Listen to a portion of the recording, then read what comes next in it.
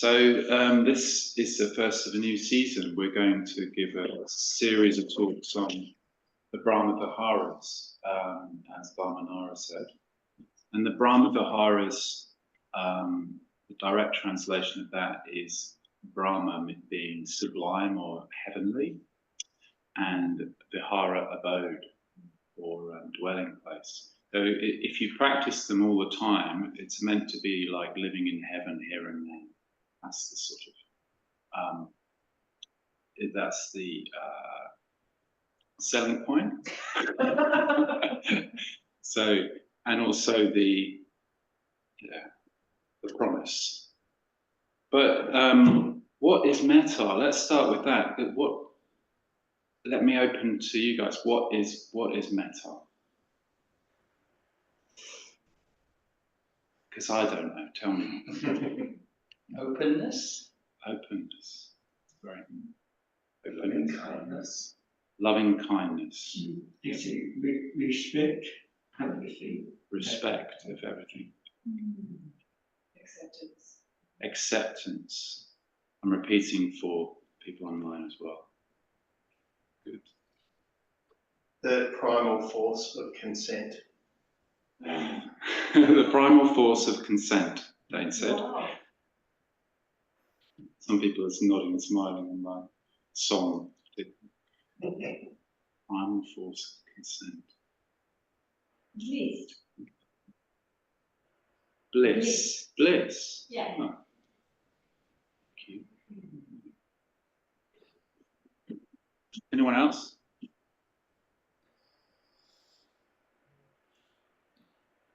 What does it feel like? Tenderness. Tenderness. Belonging. Belonging. Unconditional love. Unconditional love. Okay, good.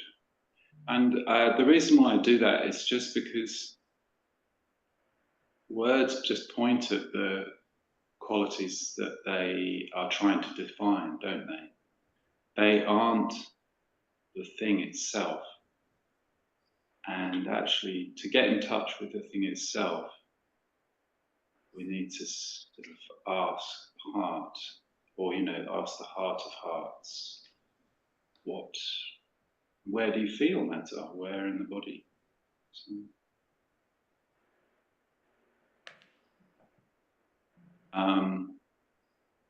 And thereby, so in meditation, really, we need to go inwards and connect with that quality.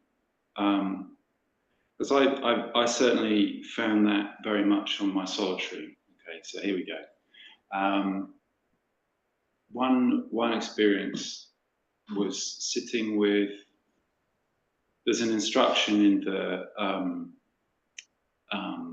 in one of our meditations called the mindfulness. The mindfulness of breathing, the anapanasati. So it's a variation on the mindfulness of breathing that says, I breathe in aware of feelings and how they proliferate into emotions.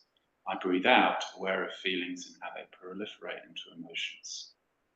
So that is a way of connecting with how those unnameable feelings, where is this feeling going on? Oh, okay, so I've got a feeling. And how it turns into a whole story. And for me, I was on this 3-week solitary, and I just heard, or I'd had some doubt and questions around my studio. I'm an artist. And there were the questions of where my studio was going to be, how it was going to work. And for me, there was a lot of anxiety around that. And the feeling tone was something I couldn't describe. And there were all of these anxious thoughts coming up and going on and on and on. And so that was distracting me from my 3-week solitary, from my meditation and so on. So I just asked, oh, well, what is this feeling that is proliferating into an emotion? What is it? And I just got closer and closer to it. Do you know what I mean? It wasn't describable. It was just like a kind of vibration, a frisson. I was like, it's like, you know, can't describe it. So getting closer to it without, because often description can hold something at a distance too. You're looking at it and you're describing it. Instead, inviting it in. And I realized it was just the reason why it was bringing up all of these anxious thoughts. And a lot of them were excited as well, like, oh, I could do this, I could do that, I could do the other. What if, was because it was a sensation or a feeling. In Buddhism, we call them Vedana, feeling Vedana, that didn't want to be limited, or it was a feeling of wanting to be unlimited.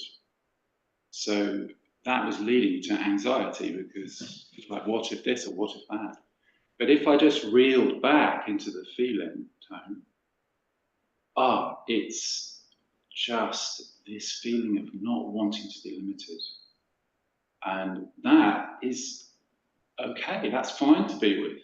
I don't get anxious about that. I'm like, wow, yeah, this is, yes, please.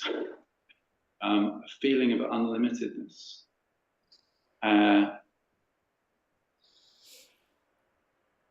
So for me in that moment, it was a direct route to expansiveness, to feeling free, which is kind of often how enlightenment is described.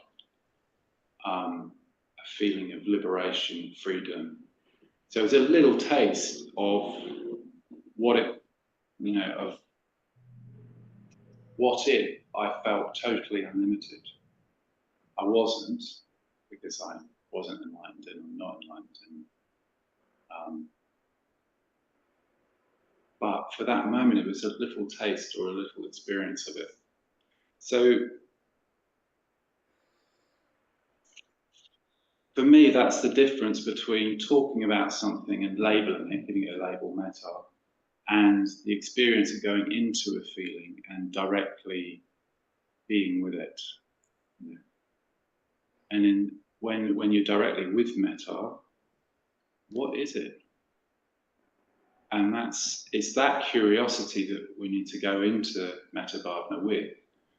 And I would urge caution about, you know, defining it too solidly. Allow it to be free and allow your imagination to play with it. So,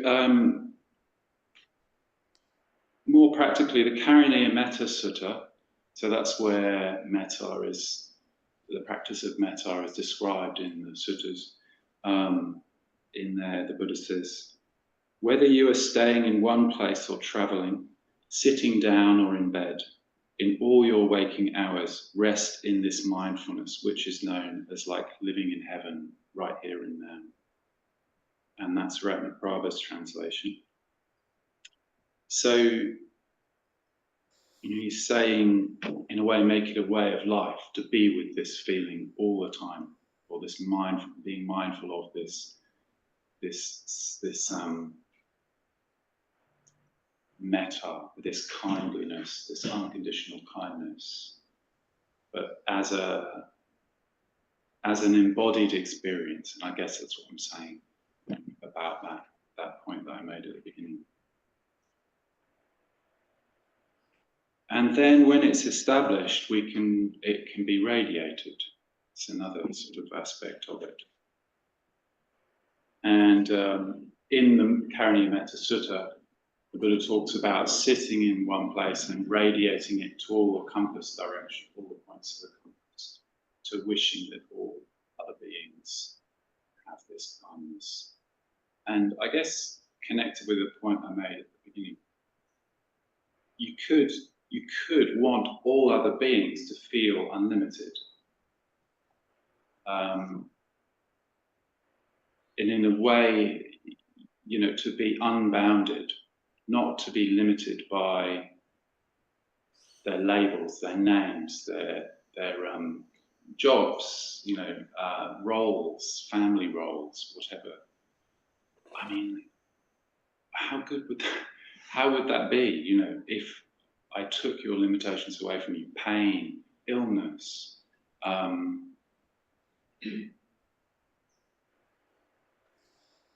so metta in this way, I think is absolutely imbued with wisdom, because we want the highest for other beings. That's the teaching, really. And not just wanting them to be well, it's wanting to be really well, like to be absolutely liberated, to be free, and flourishing, and free of their limits, free of their boundedness.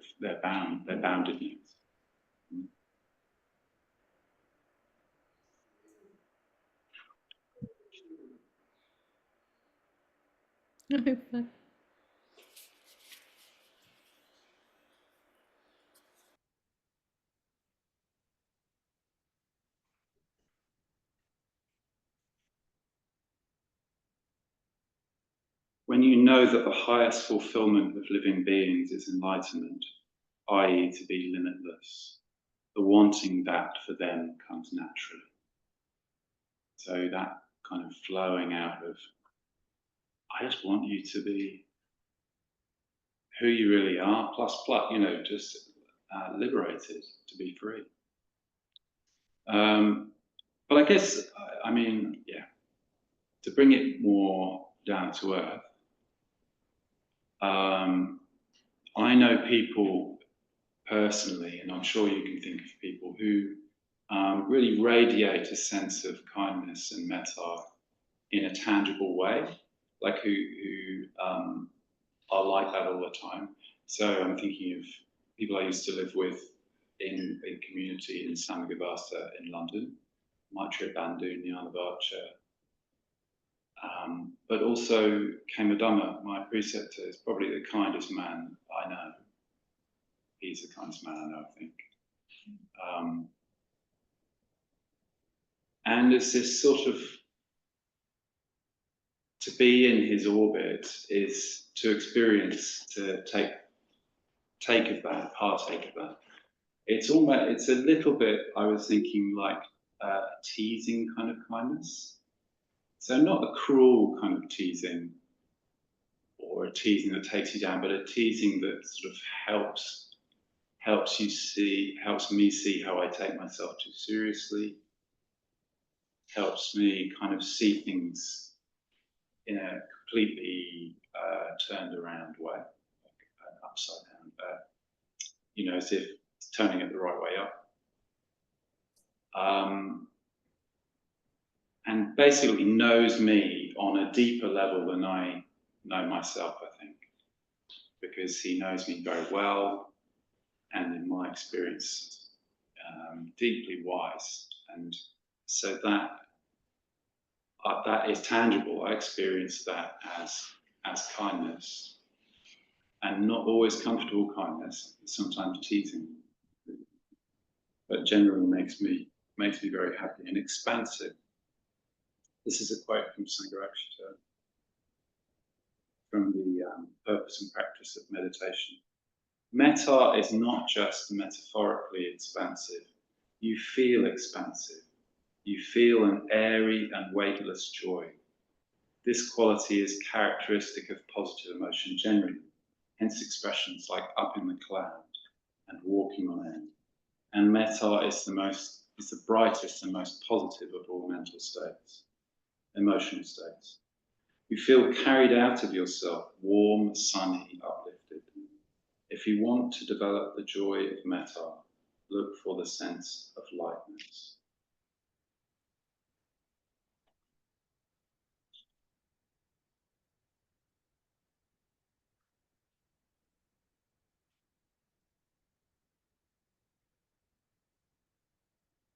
So there's that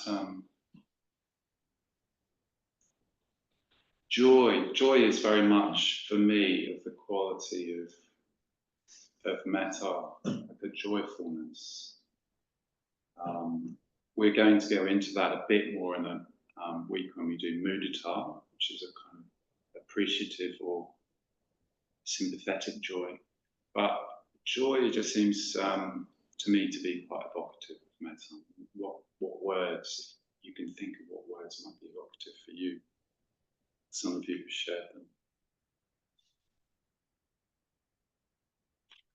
It's another quote from Sangharakshita, and this points to the wisdom aspect of metta. Once you start with a very powerful metta towards yourself and the same towards others that you have towards yourself, you have virtually abolished the distinction between self and other, and to that extent the experience of metta amounts to insight. So you've seen through dualism, or you've seen through the duality of self and other as a result of your kindness. So it begins to point to how they are conterminous, they're the same thing.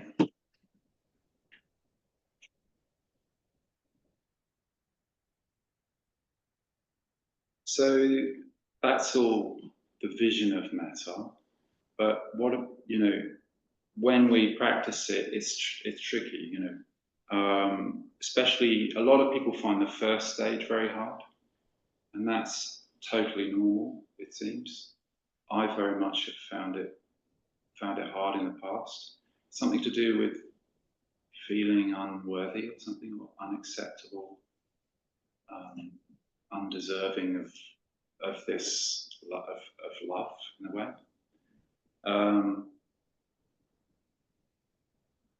And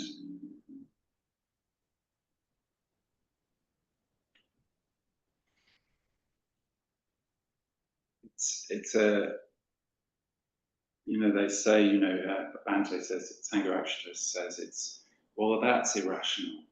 So just try and work with it. Try and get rid of it. Try and let go of it, It's irrational. That doesn't quite work for me, Bhante, sorry.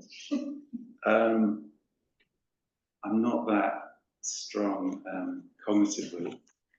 But what has helped is, in Vasantra, in this little book, which I really recommend, The Heart, it's a really beautiful book about metta.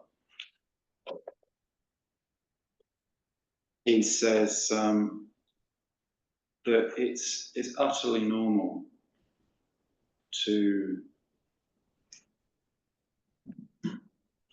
have these feelings, and that what we might want to try is imagine how a good friend or a very wise, compassionate person would see us, and try and practice the metta from that place.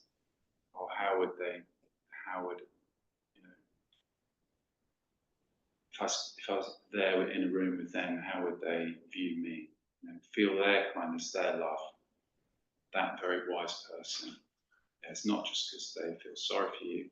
It's not because of anything. It's because they see deeper levels of you. They see you through and through, and they think that you are, you're worthy, and you're going to, you have a limitless potential. It's enormous potential. So that might work for you. And he also points out, and on my solitary, I was doing Tejananda's meditations, and Tejananda, very skillful meditation teacher, and one of the teachings is on the metta. And the way he teaches it, each stage, he's saying, good friend, okay, well, self, good friend, and then neutral person, and a difficult person. But in each stage, you look at the sides of you that might crave your good friend, that might actually want to spend as much time as possible, and craving comes in. Or the neutral person, you don't feel that you've got time for them, and you're quite dismissive, and well, they're not really very interesting. Very uncharitable thoughts like that, or feelings, but totally human. And in each stage, you try to have metta for yourself in that state. Like how, can you have metta even though for the unacceptable parts of you? And it's a very powerful, very strong meditation. I found it really good.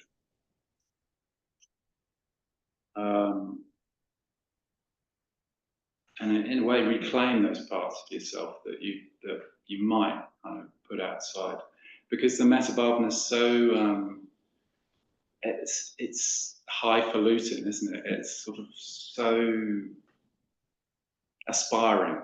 It's aspiring that it's hard to tolerate parts of ourselves that are like, oh, I haven't got time for this person, or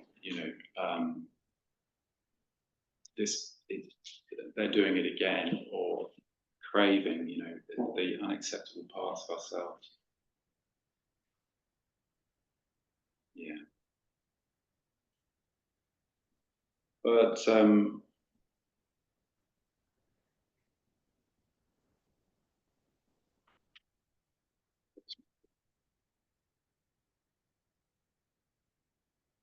and the other reason to do it, and why in a way it is a wisdom practice, to practice metta, is that we've made a habit, or I've made a habit of being unkind to myself, for example, but to others too. It's a habit. It's a certain kind of way that I've acted because I want what I want, and this person's in the way, or they're competing for the same thing, or whatever. And so I have this habit. Well, why not try the habit on of being kind, of metta, the habit of metta? Because it as I described, it feels good. You can tell it's a good thing to be metta-ful and joyful and light and airy. You can see that it's great. So it's sort of like, I could try that. So it's very, very basic, isn't it? Here's a poem by Rilke. It's called Praise. Oh, speak, poet, what do you do? I praise. But the monstrosities and the murderous days, how do you endure them? How do you take them? I praise. But the anonymous, the nameless graves, how, poet, do you still invoke them? I praise. What right have you in all displays, in every mask, to be genuine? I praise. And that the stillness and turbulent sprays know you like star and storm, because I praise.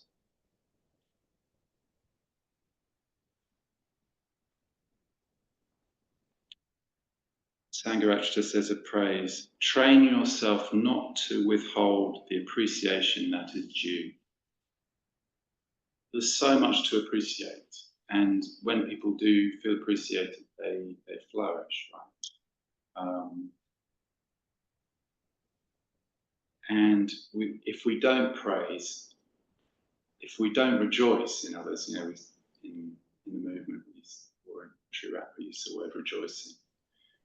If we don't sort of name it when we see it, or when we are the recipient of positive actions, then it tends to curdle, or the energy goes out of it.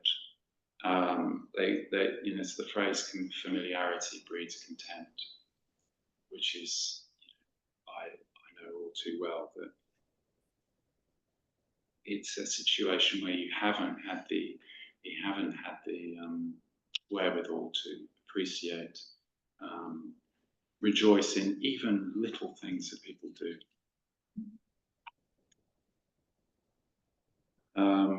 But also in our minds as well, to sort of appreciate the little things that we have got right, or done well, or do you know what I mean? Like there is a tendency to complain I know for me, there's definitely a tendency to complain about life, about things.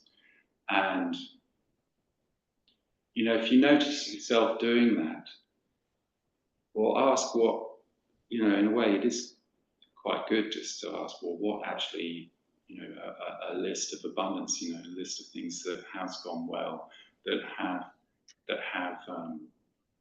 I have handled really well, other people have handled really well, and start to praise. It's praising, isn't it? So there are a couple of near enemies of metta, which is sentimentality. So near enemies are things which are close to metta, look a bit like metta, but aren't metta, you know, and they're often, you know, a bit. Sentimentality can have the appearance of kindness or of joy, but sort of they want something, or they want a particular feeling, and they want to bathe in it, and you know, sentimentality is the outcome. Or the other one is using metta to manipulate others to get what you want, which is possible too. So being kind because you want to, you actually want your brother to give you the thing that you had wanted, you know, as kids. Kindness, being a good person, can actually get you what you want. So look out for that, because that happens as adults too. Yeah, so eventually your metta becomes a force, just like the sun shining.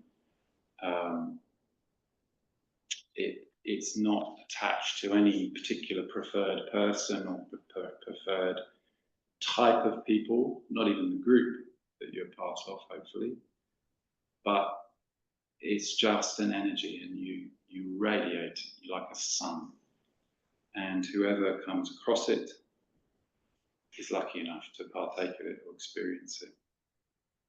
Have I experienced objectless metta? I think very rarely. As I said before, I experience it more from others, from people I really admire and look up to. But I have experienced a deep sense of well-being that just wants to just share itself with others. I'm sure you all can.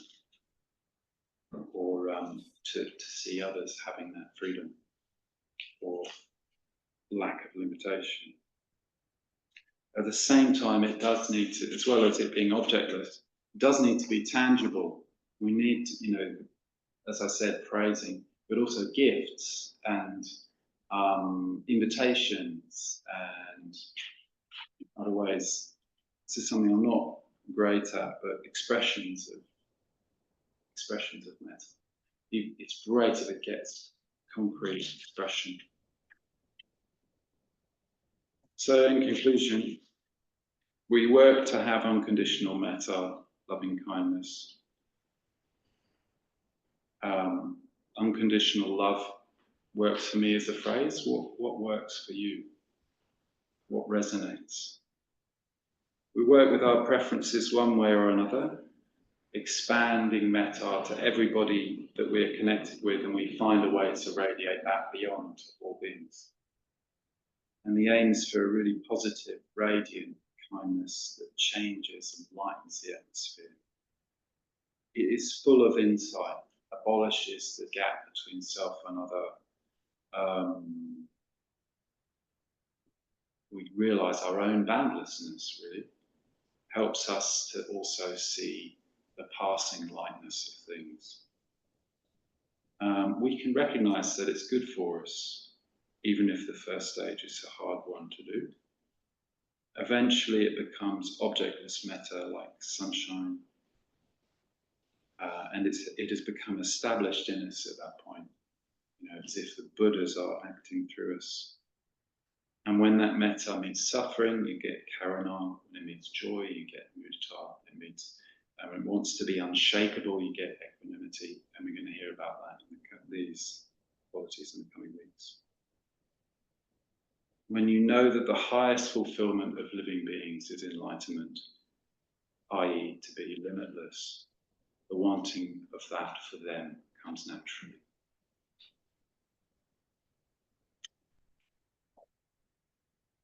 And I just want to oh, let us live in joy. Oh, let us live in joy, kindly among those who blame. Among those who hate, let us live in love. Among those who fight, let us live in peace. Among those who crave, let us live content. Among those who slumber, let us live.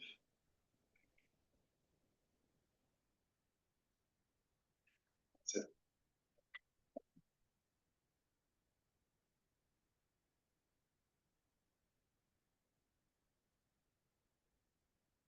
I've got two questions.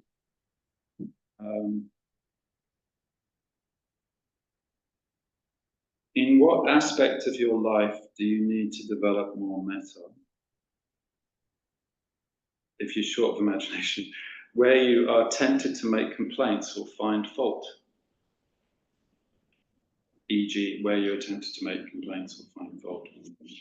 And what is your relationship with joy? Is there someone or people you know who express that irrepressible joy?